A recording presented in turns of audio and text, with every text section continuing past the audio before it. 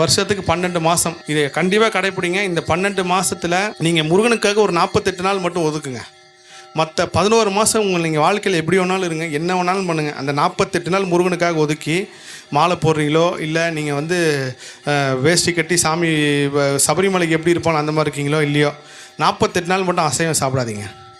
மாலை போடணுன்னு விருப்பம் இருக்கிறவங்க போடுங்க, இல்லைனா போடாதீங்க. அந்த விரதம் எப்படி இருக்கணும்னா, கரெக்டாக தை மாதம் வரல தைப்பூசம், அந்த தைப்பூசம் அந்த விரதம் முடிகிற மாதிரி கனெக்ட் பண்ணிக்கோங்க. தைப்பூசத்தில் முடிகிற மாதிரி கனெக்ட் பண்ணிவிட்டு விரதத்தை ஆரம்பிங்க. 12 மாதத்தில் இந்த ஒரு மாதம் மட்டும் முருகனுக்காக ஒதுக்குங்க. இந்த 11 மாதம் உங்கள் வாழ்க்கை நீங்கள் எப்படி இருக்க போகிறீங்கன்னு மட்டும் பாருங்கள்.